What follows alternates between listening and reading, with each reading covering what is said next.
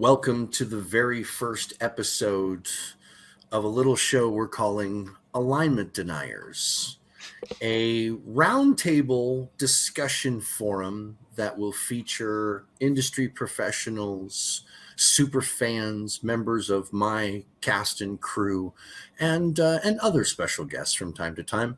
We welcome you, Busters, to it. Today's topic is experience points. An experience point, often abbreviated as EXP or XP, is a unit of measurement used in a tabletop role-playing game or RPG and role-playing video games to quantify a player character's life experience and progression through this game. Experience points are generally awarded for the completion of missions, overcoming obstacles and opponents, and for successful roleplay. Today in Alignment Deniers, we welcome the following. We are very happy to have some industry professionals who are very opinionated people and have joined us today to share those opinions and their unique insight from the industry.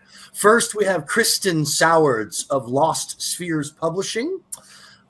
We welcome him to the show. Also, it's kind of a little foreshadowing because Christen will be joining us in our second play group for our play of Bloodlines and Black Magic. He'll be one of our player characters, so that's exciting. Next up, what are you flashing there in the background, Mark? I see you over my shoulder there. Oh, Bloodlines and Black Magic book. Good man. Good placement. Good drop. Next, we have Stephen Radney-MacFarland of Delve RPG, who is part of my current play group, who's playing with us in Pathfinder 2nd Edition, a system which he was largely involved with creating. So welcome, Stephen, to the show. And last but certainly not least, Sonia of Storm Bunny Studios, longtime friend, and we are definitely fans of what you do. So, gentlemen, welcome to the show. As you heard in the opening, I said our discussion will be about experience points, good, bad, or indifferent. Who wants to open? Experience points are bullshit. There we go. That's an opener. Stephen. Experience points are absolutely vital to proper long-term gameplay. Wrong. This is going to be a fun conversation. And apparently I will be the bridge builder here because I think it depends on the story or the narrative and the play experience desired. I think there's a place for experience points at some tables, but I think they detract from play at others. You will note I did say long-term. I did not disagree with that at all. Well, let's dig in. Let's start with the most passionate outburst, of course, sure. Stephen. Let's dig in with what your the basis behind your argument for why experience is bullshit. Oh, we have limited time, but I'll try to. I will try to keep it brief. So, I mean, one of the things that I always kind of take a look at as a game mechanic is to see its origins and what it did originally and how much trouble it's had actually trying to piece that together over time. And if you take a look at the history of experience points, especially in Dungeons and Dragons, right, it has had a lot of changes over time. Yes. You know, once upon a time, it was for defeating monsters and gaining treasure. And in fact, because one of the revolutions of Dungeons and Dragons was the level system. The fact that your piece on the board or in your imagination could actually progress over time, which is pretty rare in games. You see it in chess and checkers and a few others, right? But not in the sort of narrative structure that Dungeons and Dragons tries to create. So in OD&D, experience points were that measure of you get this many experience points, you gain a level, but everybody had different sort of benchmarks for that.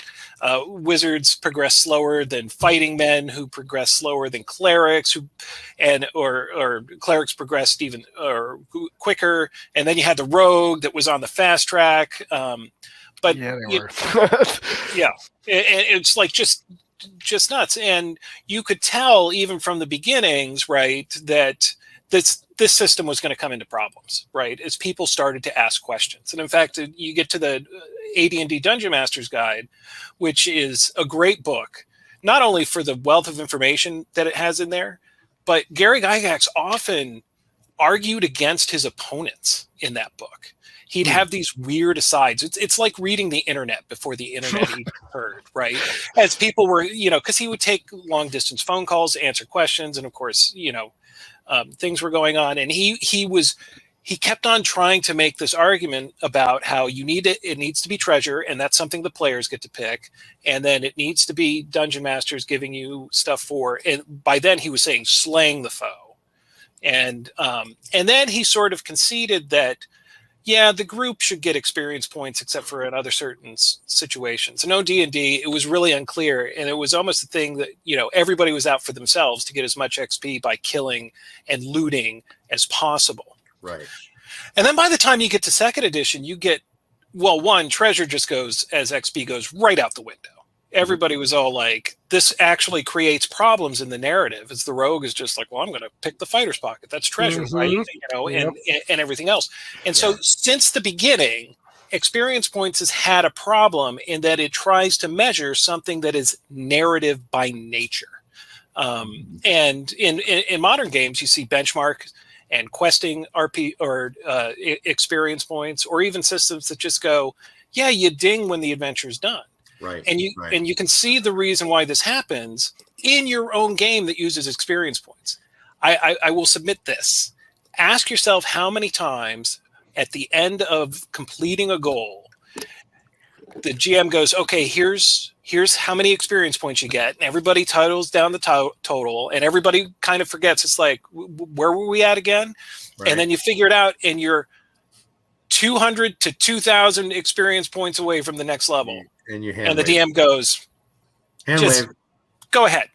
Go ahead. Yeah. Because it doesn't make sense with the narrative. You just completed a big goal, and you've got a system that actually competes against that you have to go in and fix. Okay. So basically no one has ever done it right, using Dungeons and Dragons as a baseline for all of its iterations to current. No one has ever been able to do it right. So inherently it must be broken. I would say that it was a system that was interesting, that, it especially interesting when you look at some computer RPGs, but when you're playing a tabletop narrative structure game, if progression doesn't talk to that narrative, or if there is a disconnect between the narrative and progression, then you really have to kind of say, okay, what's the problem here? Where do I need to fix? And experience points are actually a way that goes against what you're trying to do rather than fixing it. Okay. Christen, what have they done right with experience points? I think his points are, I love this because Steven and I have come up very, very similarly. I played those same games. I had the same experiences. And I don't want to say my rebuttal because it sounds a little more formal in an argument sense. But I think what each iteration of the game was trying to do, and we're talking about a game design system choice, was to inform people what you were focusing on. You were focusing on killing the monsters and getting stuff. And then you were focusing on maybe finishing stories. Around the same time, TSR came out with the Marvel Superheroes game. I don't know if you played it, which had karma was their experience. And I think that is a fascinating mechanic because the karma, originally, you couldn't even level with it. You couldn't up your abilities with it. In the first version, you just spent it to adjust die rolls or to buy like social interaction perks and stuff. And it was a system of reward just to be good, right? And it had your adventures with those karma, particularly like in the modules they'd published, there would start to be these like little sideboards about, if they saved the daughter, give them an extra 500. If they did this, and it was kind of this guide to informing the dungeon master and more specifically informing the heroes, the players, what mattered. And so when you moved into second edition, you got more about focusing on narrative. And then, you move into more contemporary games and you start to have like your win condition for the module or whatever it is might have nothing to do with the monsters. Maybe it was, stopping the reservoir from being drained or whatever it was. And I see that the experience points have progressed as what to focus on. And I think when you have benchmark, or you have like organized play oftentimes boils down experience points to like a point per session, for instance, and then you ding for every 3 experience points. That is awesome for organized play. It is terrible for a year-long campaign where people have real life stuff and they miss games and whatever, and you have those middle sessions and things like grind out all weird. Like you might have 15 sessions to finish the single module. I would really question what you were doing with your time aside from drinking or smoking or something, but you might have 15 sessions to finish the thing. And so like awarding experience incrementally, which you need at least, dozens or hundreds of points to do, is still a way to tell people like, hey, I still cared that you showed up, you still played your character, you still did your thing. You can also then add it for good role playing, and it can be kind of the ding. And I know a lot of times people from like the karma angle, it also evolved into systems like action points or hero points or feint points. And those are another way you can reward that. But really, experience points become the Dungeon Master's tool to say what matters. And that becomes part of the post-session 0 healthy system of the game. You tell people what mattered. Was it just defeating the bad guy? Was it rescuing the daughter? Was it stopping the drug shipment? Was it crying in character because your character's brother died? I will award the shit out of that. I will dump experience points on you like, rain, if you are like that into the scene. And it also can tell you things like, do you value asymmetry? Do you want people to move? Like, I think bringing up the fighting man and magic user, that was clearly to de-incentivize people from playing magic users. They wanted people to play fighting men. They wanted people to basically play dramatic chainmail. And they were trying to penalize. It's the same thing when you played non-human races in 2nd edition.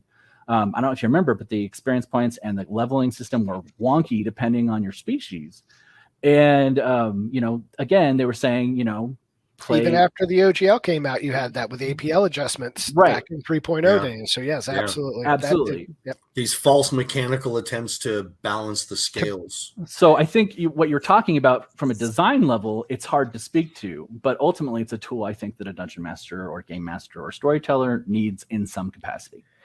And I'm going to jump in there and build. Please do, Jaye. Because the thing that I keep hearing is 2 very, very experienced designers with a lot of time in gaming talking exclusively about tabletop, which we should be doing. However, we also have 20 plus years of electronic gaming, MMOs, Ataris, Nintendos, Xboxes, Sega Genesis, and now I sound super old, but still, we have all of these other games that have been born out of tabletop that some people like take Blizzard's World of Warcraft, for instance, that's like 20 years, right? People have an XP mechanic in that they're so accustomed to. Their kids have seen them playing these characters. And so that's a thing we're probably not going to get away from. I don't even think it's really that horrible when you see it for what it is, and that is an individual measurement of say, a character's progress and progression and a gauge by which they engage in their story. So you don't have inexperienced storytellers or inexperienced game designers saying, all right, you know what? The party's 2nd level. Yeah, they can fight a chimera with a dragon template and it breeds and all these additional elements. And then, and then the party wipes. They don't have a great experience. And they're like, whoa. And when you have, and I think that's really a system thing, right? Like that isn't just about tabletop games. It's about how we handle systems of information, and it gives us a gauge to kind of put things in perspective so that, a younger game master can look at a whole bunch of mechanics and material and say, okay, you know what? I know this is because of how this XP system works and whatever game is appropriate. I'm not going to go in that zone. I'm not going to go try to fight, the dragons at level 2 because I'm probably going to get wiped. And you see that zone mechanic. It's just baked into most MMOs now where you're literally in a safer environment that allows you to learn the game so that those mistakes mistakes you make that, in real life we are trained out of for that first, 15 to 18 years of our life or whatever. We have caretakers and guardians that make sure we have the right training so that we don't make those mistakes. And then they take the training wheels off, presumably. And, maybe I'm crazy about it. But yeah, as you mentioned, in MMORPGs, there's the conning system or condition system where you can perceive a monster, and based on the color of its text, you can tell whether you've even got a fighting chance to fight it or not, which is great for the video game element. But I would hate that if I had that in my tabletop play. And it's not for everybody, and that's why I say, and hence my comment at the beginning about bridging, because I can look at Christen's argument and go, you know what, if you do want a long-term campaign and you do want, something that really, gives you a sense of legacy, then XP is and level progression is going to help you do that. But you can have that in a story as well. And I also agree with Steven, because you know what? It does create tons of problems. If you go back to old D&D and how rogues literally, if my memory serves, got 2 XP for every gold piece they got. It doesn't matter where it came from. So these dudes, and that informed play style. There's a reason why many of us played rogues exclusively. Yep. Well, all right. So I'm gonna hand the mic over to Buster One. Mark, coming from just the player's perspective, what's your take on XP? Do you like it? Do you not like it? Is your preference ad hoc, or do you like to keep track of the math in the background? Do you like to know ahead of time when your characters are going to ding? Where do you sit on it? And then I'm going to come back to me, and I will. I'm going to share a not so secret of game mastering. So, what do you say, Buster?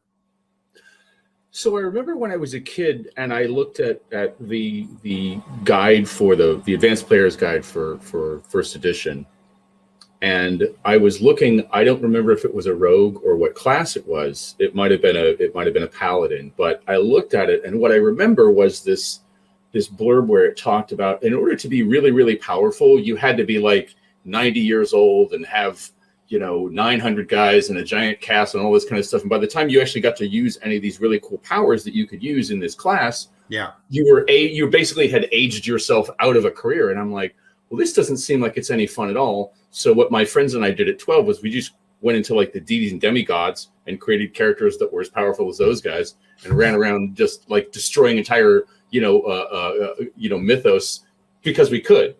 Exactly, because that's what you do.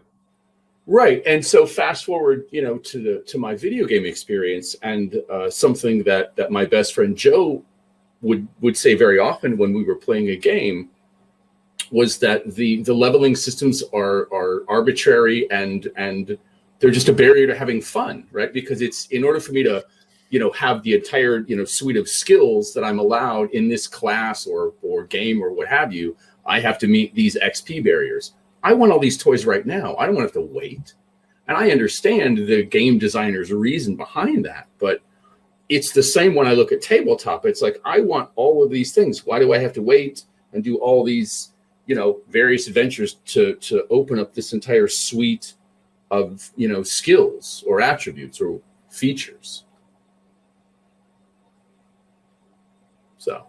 So what's the answer? Do you prefer XP? Do you prefer an arbitrary system where you can just jump in wherever you want to be, whenever you want to be there?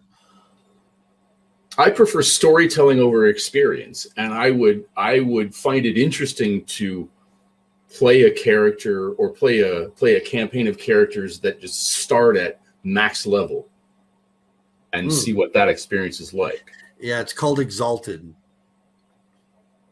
Anyway.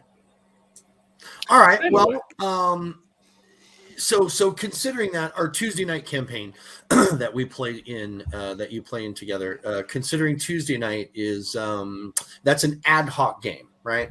But I'm going to tell you a little the GM secret, and I'm sure most GMs do this. And if you don't, you might want to consider it. It might make your life better.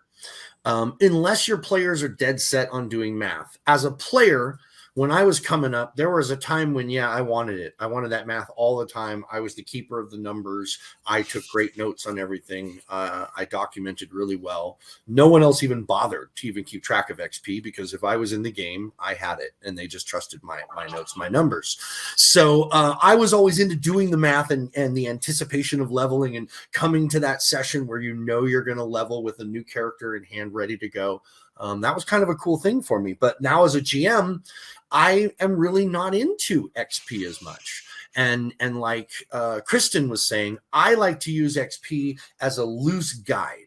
If it's someone else's adventure, if it's someone else's module, I'll kind of have my awareness of those numbers in the background, but really I still do everything ad hoc unless I have a player revolt on my hands. If my players are like, no, fuck it, we have to have XP, we want those numbers, we're doing the math, of course I'm going to give them what they want, because that's what a good game master does. He gives his players what they want, and I will do that. But I will also try to steer them away from it and do the ad hoc, because I find story-driven reward to be far more rewarding. And as a storyteller, it sets up the cliffhangers. It sets up the suspenseful moments. It gives you those sitting at the precipice looking down on, whoa, what's about to happen? Those are the greatest moments that you can have in role-playing games, as far as I'm concerned.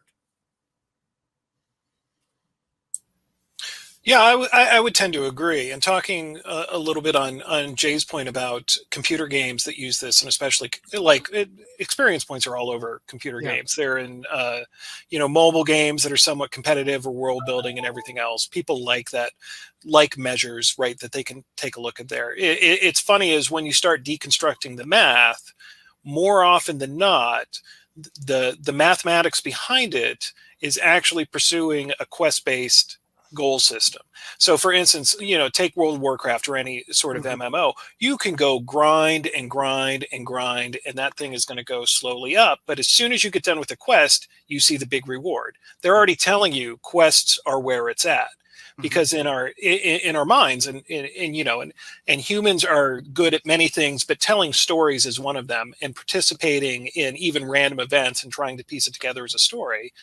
People are geared towards, what's my story, how do I reach the conclusion, and once I reach the conclusion, kind of what do I get, right? Like, what have I learned? What kind of cool shit is in that bag? What do I do next? What's the next part of the quest?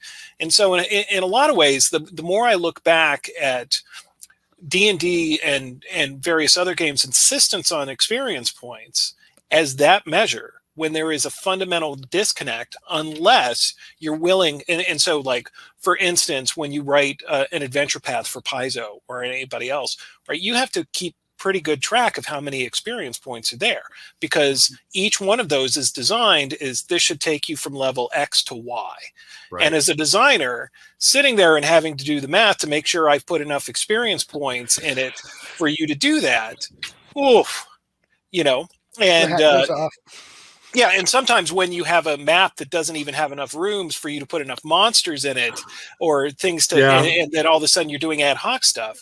Like the longer that I go, it's all like, I know experience points are a huge sacred cow for a lot of gamers, but especially in tabletop narrative driven adventures, where more often than not, you're not getting individual experience points. Even if somebody doesn't show up for a game session, we're just going to assume that you got the experience points because somebody else was playing your character, or it's not, or it's not fair. Yeah. And it's all like, the longer it goes on and the more people are making adjustments, they're only making adjustments to a system that isn't actually achieving the goals that you want to achieve. It's there, in my opinion, these days, purely out of momentum. It's, the game, and if you take a look at it as a brand strategy, let's say you work at Wizards of the Coast, I know a little bit about that, is you can't take experience points out. That's part of the brand. That's kind of like, changing the 6 ability scores or getting rid of hit points. Taking the cylinders out of the motor. What the fuck are you thinking? You can't do that. Right. Yeah. even if you had a better system, something Right. that and a big and then the fans would just go, "What the hell are you doing?" We didn't even do anything that drastic when we designed 4th edition. I know I said 4th edition, and a lot of players rebelled against even the subtle changes that we made in 4th edition because it didn't feel like D&D to them. Right. So in a lot of ways, in a lot of ways, like I am all for just throwing experience points into the trash bin of game design history. Just wham. Right. It doesn't do what you think it does. It actually gets in your way of doing what you think it does. But because of momentum and because a lot of people grew up with these things and actually don't really think about how the system's affecting them. Right. Saying that, me being the asshole who says that is like, I'm sure I'll get hate mail. Steven, you don't know D&D. and to that, I'm like, just examine your assumptions. Awesome. And take a good hard look at it, because I don't think they are exactly what you think they are. So we've talked about experience points as a whole, as a conceptual tool, as a mechanical tool in RPGs. There's one more aspect to them that I just want to touch base on very briefly, to kind of, do the full Monty rub on the subject so we can leave no stone unturned. So once you have, I love Sonia's eyebrows. Once you have the XP, it's then there are different kinds of systems in RPGs of what you're supposed to do with them once you get them. For example, the classic variety is the level-based progression. Level-based progression, Dungeons and Dragons, Pathfinder, a lot of games. When you get to a sufficient accumulated level, you go up. You get things that come along with that new level. That's the basis. We know all about that. There's also activity-based progression. In some systems like Traveler, Call of Cthulhu, basic role-playing, and a few others, progression is based on individual statistics. And then finally, the last one that I can see, there's a free-form advancement, which is used in systems like GURP and hero systems in World of Darkness. So I just wanted to kind of throw out that, okay, so this is the XP pool, and now that you have them as a player and as a game designer and as in these different forms in these different game systems, there's different things that can be done with them. And does anybody have any particular feelings one way or another about those different ways? And would you ever want to experiment as a designer, out to the three of you? Would you ever want to experiment with one of those systems that's not necessarily keyed directly into what you've done in the past? Would you ever want to play around with that concept? I mean, I've played a lot of those games. And even if you were talking D&D, even 3035 introduced experience cost as a mechanic for things. 2nd edition had it too for magic items if you're a wizard. Wizards burned XP to make stuff. You betcha. Yep. Yeah. So I guess my point is, though, that, those systems are already out there, and I think people gravitate toward those systems if they like them.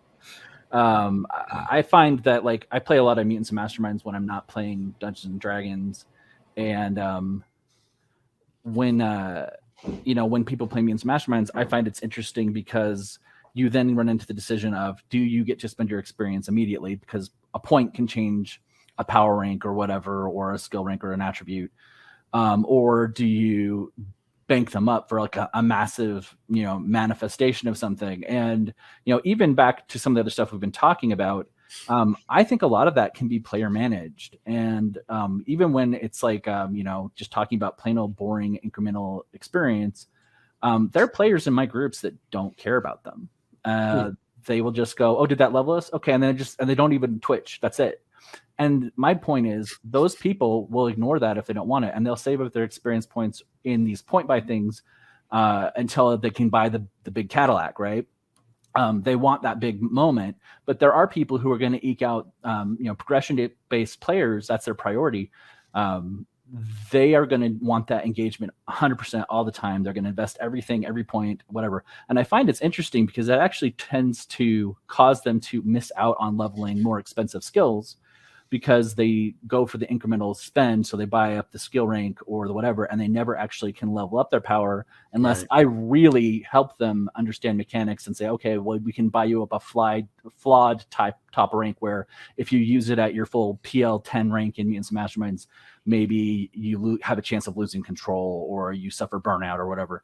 But like those players who want that incremental burn, they tend to just go for it. It's like it's a progression junkie, and they're gonna use it, and it's gonna change the tone of your game a lot. Your strategic optimizer type players are going to engage the system like constantly, and they're going to hound and bring up mechanics, and it's going to become very prevalent in your game.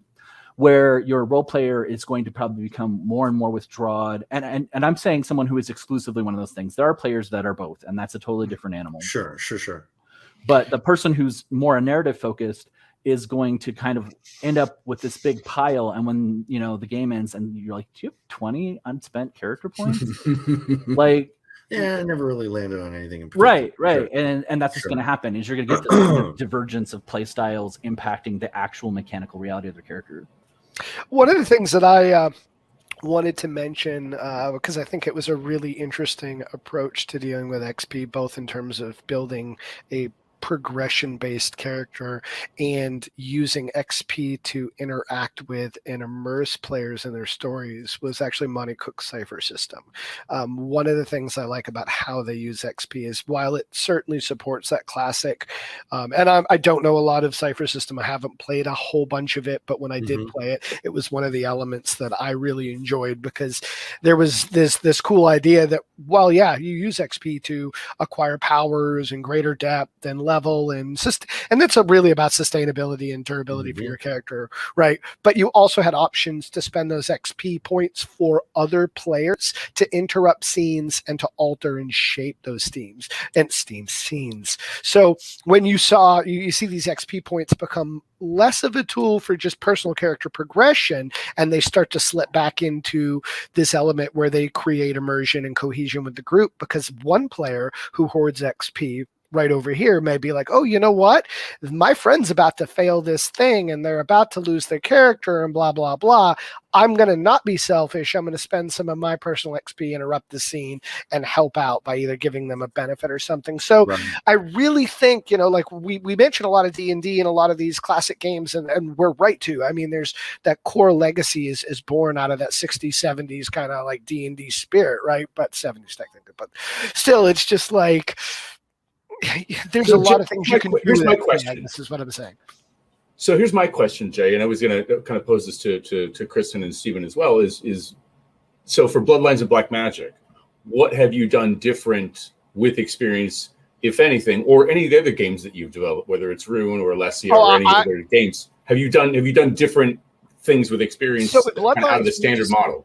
With Bloodlines, we just told people to use them or ignore them as they see fit. It's pretty simple. Right. We straight out call them an arbitrary measurement. Like if you are classically aligned to that 5e idea of straight progression or 4e or whatever system you're playing, then by all means use a CR system and use and measure XP. If you are not, and you want to use it how we use it in Bloodlines, and that is a measurement of progress over time, that's your investment with that character as part of that narrative, then by all means use a benchmark system. And that's what I do personally. So I'll just take people, all right, by the time they get to this episode in this season, they should be level 2. If they're not, boom, they're level 2. And by the time they get to here, they should be level 4. And if they're not, boom, then make them level 4, right? And it's really, and that's just to maintain survivability. And if a GM or storyteller wants to tell a different story, they're going to. And I only have a very limited amount as control. As a designer author, I can tell you what I do, how I design the system, but I have absolutely no control, nor do I have desire to have control at how an individual table plays their game. That's like some dude being over here, nope, you're doing it wrong. You're doing it wrong. Nobody needs that. Nobody wants that. And we've evolved, hopefully, enough as a society within our kind of gaming sphere to where, like, we understand that fun is a subjective thing, right? It's a subjective co-shared experience by the players and the game master or storyteller at the table. So if you use them and you love it and it helps for a long-term game, then by all means use them. And if they ruin shit for you, don't use them. Leave them in the abyss. Let the paladin find them later. I don't care. I did find that the way that you guys handled XP in Pathfinder 2nd Edition was a little different in that you're building up to 1,000, and every time you get to 1,000, you level, and then you go back down to 0. So I like that idea that you don't have this, at 15th level, I've got 974,415 XP. Like, that's crap. It's just like 1,000. Every level, you get 1,000. When you get your level, you go back down to 0. And I was like, oh, well, that seems like a kind of it's not really changing much, but it seems like a kind of a refreshing solution. What was the idea behind that? Well, the idea behind that is basically in the older systems, the numbers were relative anyway, and you had to do sort of a lot of jumping through the math in order to make sure that those numbers were relative. You always had a baseline. You want so many, of these kind of difficulty encounters before you ding a level, right? Mm-hmm. And those numbers are purely arbitrary. And in fact, Pathfinder 1st Edition, they have fast, slow, and whatever progression. And then, of course, right, in case you wanted to use lower level monsters or higher level monsters or lower level challenges or higher level challenges and everything else, you had to make this kind of strict numerical sort of scale where all the numbers just kept on getting bigger. Mm-hmm. And then, of course, your experience points numbers. And it was only there to make sure that that progression had some stability. And so then the idea was, well, why don't we just, instead of using all these big numbers, use a relatively smaller one? And then it's always relative towards your level anyway. And you have different kinds of encounters that are on the same scale. And then people, because some people are really comfortable with large numbers like that. Other people, as soon as you start getting over 1,000, they go like, oh, how much? Right? How much right. do we need again? And because of the level progression tables, it's all like, what do we need for 13th level again? And how close are we? Right. Because they don't, the percentages start, messing with their head and everything else. Ask your party what the total is. You get 5 different numbers and you're playing the average games. Well, I'm 3,000 up and I'm 2,000 right. down. All right, let's find this place in the middle. Yeah, and so it's all like, every time I level, I know I need 1,000 experience points. Right. Like, no matter what level you are. And of course we can jigger the numbers in the other way. It was basically a way to make a slightly shallower math problem for most people. Just because, we'd seen the problems with larger numbers, right? Yeah. And especially when you get into organized play sort of things, and they always have their own kind of thing. Like, and then the larger the numbers get, the more likely there is to be a mistake. That's just true, right? And so if you keep it at a constant level and a relatively small number, less mistakes are made. Sure. Of course, I found the whole thing to be true, but as per your earlier statement, but I just found that part to be really refreshing, and I'm actually looking forward to seeing how that works and having these discussions be like, we're at 930, no, we're at 940, no, we're at 950, instead of we're at 97,842. Right. So yeah, that's good stuff. Any closing thoughts or final words on the sacred cow that is XP, gentlemen? I definitely have at least one. First off, I don't really feel like I've been shook by anything that's been said against it so far. So there's that. But what I will also say is, when I'm running a game, my goal is for everybody at the table to have the thing they're drawn to, what they need. And I have progression-based players, and I have people who don't give a rat's ass. And the problem is, I can have experience, and my people who don't give a rat's ass about it can ignore it. But if there's no experience, I am leaving somebody out in the cold on something they want. And so I am walking away, leaving somebody who is spinning, who is like sitting there saying, Why is my 5th edition Artificer feeling completely unchanged for several sessions, Mike? Anyway, that might have been directed a little, but yeah, you know, why do you leave somebody out there when you can give them something? A benchmark's going to leave that person who wants that moment of progression, even if it's just that feeling, because maybe in their real life they have a job where they do the same damn thing every day, and they literally have no sense of any moment of anything that they're getting closer to a goal since they left high school. And it's totally arbitrary. I get that. But the sensation of motion, the hope of progress, that is a drug people want. You kind of, and that's important too, into understanding the player base. And one of the things you mentioned at the beginning, Christen, and I always love hearing, and I know this is probably something that brings a little hate to a couple of tables, especially with the grognards out there. But I think an episode / session 0 should just absolutely be essential, because when you're able to sit down, whether you're this classic, you know, Stranger Things played with your friends in the basement at 12 or whatever, or you're at a convention and you've never met the players at the table, or this is, you know, something you're revisiting later in life and you decided to, you know, return to gaming because it's less geeky and outsider culture now, for whatever reason, having that session 0, that episode 0, and discussing those very real wants and desires for that level of entertainment. You know, when you all sit down and go, hey guys, or girl, or whoever, right? Like, hey, other gamers, like, hey, y'all, what do we want? Yeah. What do y'all want? What are we trying to get out of this experience? When you have that conversation at the beginning and people have pretty, you know, very clear, concise goals, then things like XP and alignment, why you would deny it, I don't know. But when you have all those things like in your, right there on the table, it's so much easier to deny it because it's not real, Jay. Right. And that's episode. That's another. No, we're not going to go. We're not going to go down that road. We're not going to go down that road right yet. Fair enough. What I can say about episode 0 as someone who's newly returned to the hobby, I've been in 2 different games. One where I was involved in a 0, one where I was not. I will never again play in a game in any system in any setting where I'm not involved in session 0. I will not do it. Wow. Okay. So. I would say, to sum up, I'm not unsympathetic to what Christen has said, right? Absolutely, there should be goals and there should be progress. Yeah. And I'm not saying that, you know, just ending the quest should be the only thing that there is. In fact, in Delve, it uses a achievement quest system. And so usually 9 times out of 10, although you can fiddle around with this, all of the players know what their quest is, or at least they have some glimmer of an idea. Might change a little bit as they go on, but all the players also get achievements, right?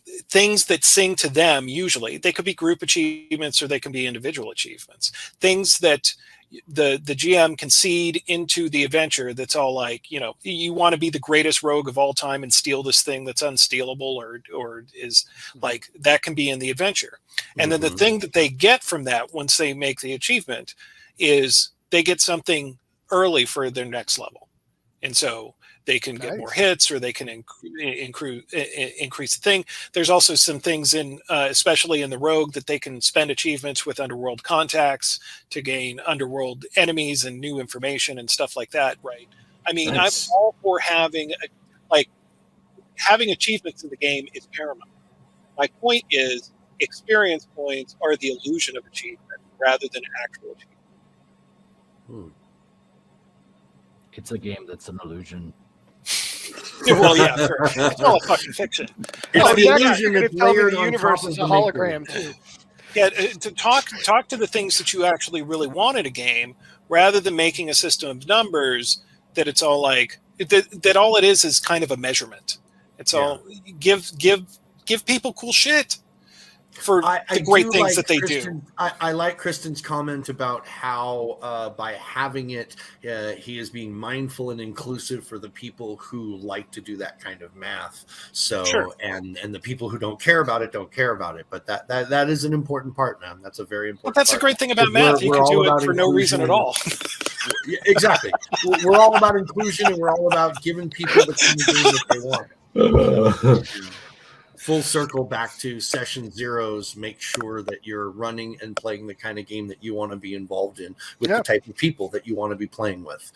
That's why we do it, and it's an awesome thing to do. So it feels very much like Alignment Deniers #1 is in the can. Thank you much, gentlemen. I appreciate your positions and your opinions and your comments, and we will be inviting you back for further episodes. Of course, Kristen's going to be one of our players in Playgroup 2 in Bloodlines and Black Magic, playing through the Trouble in Black Hills, and of course, Jaye is the senior developer of Bloodlines and Black Magic. The new edition is playing D20I, which is loosely based on 5e rules, but quite a bit has been changed. You should really check it out. And of course, Stephen is in our current game. He's mentioned Delve a few times, and will be leapfrogging after Bloodlines and Black Magic. We'll be coming back to Delve RPG and showing you some of this awesome stuff. So before we get out of here, gentlemen, is there anything any links, any things you got pimping out, anything that you're working on right now you'd like people to know about, or any directions you'd like to point our busters so that they can look at your stuff and get a better understanding of who you are as developers? The only thing I'd point out is I was really excited about that show last Monday that I saw over on Norse Foundry, that Twitch streamer, Ali Capone, who literally took Bloodlines and Black Magic and did this really cool one-shot called the Disappearance of Daria Reed. I'll grab a link again and post it to the chat. But it was a 3-hour story that I watched last Monday, not yesterday, but the previous Monday, and I was just like, it was just a really cool, fun story. So I'll leave a link for that. That's awesome. Yeah. Awesome. Mr. Sowards, you got anything you want to pimp out? You can always check out lostspherespublishing.com or follow us on Facebook. There will be something launching very, very soon that I am not quite ready to send links out for. But if you like my slant on GMing and tabletop advice, there will be plenty more of it on its way toward you soon. Oh, fantastic. Awesome. And we look forward to helping you promote that stuff in the future. So, we'd like to do more things with Lost Spheres Publishing in the future and bring it to the Azmyth Busters game network for sure. And last but certainly not least, Stephen, anything you wanna kind of scratch an itch? Well, I mean, watch Azmyth Busters as we play Pathfinder 2nd Edition. It's a game, even though sometimes I can be critical of, that I'm very proud of and enjoy a whole lot. I think you can see a lot of the fun that's in that game system. Of course, I still do some work in that game system. What is it? The new Magic book, Secrets of Magic, is just Secrets of Magic. People are really enjoying it, so I contributed to that book, as did a lot of people. And it's I haven't gotten my contributor copy yet, but the people who've got it have seemed to like it a good deal. And of course, I'm continuing to work on the Delve RPG, and you can take a look at the links we provide, both the Patreon and just the blog. So. All three of you gentlemen have Patreons associated with your companies and with yourselves in development, and we'd like Busters very much to support these gentlemen. It's not just about throwing dollars at people. These guys are consummate content creators, and as a Patreon supporter, you get things. Jaye, Sonia is probably one of the most prolific posters that I know, having every single week he has something going out to his for like 3 years. So I've missed a couple of weeks. But I think I know, but that's still pretty crazy. And also, if you come into someone's Patreon now, you get access to all the backlog of all the documents that are available. So likely you are buying in for a very small amount and getting a great deal of resources. Great. And I suggest that you throw $5 a month at each one of these men at their Patreon, and you will not be even a little bit disappointed with what you get for the value and for the money you spend. Thank you, Busters, for joining us. We hope you enjoyed this brand new show that just kind of came out of the ethers. Thanks, guys. Appreciate it for joining us for number one. Your number one.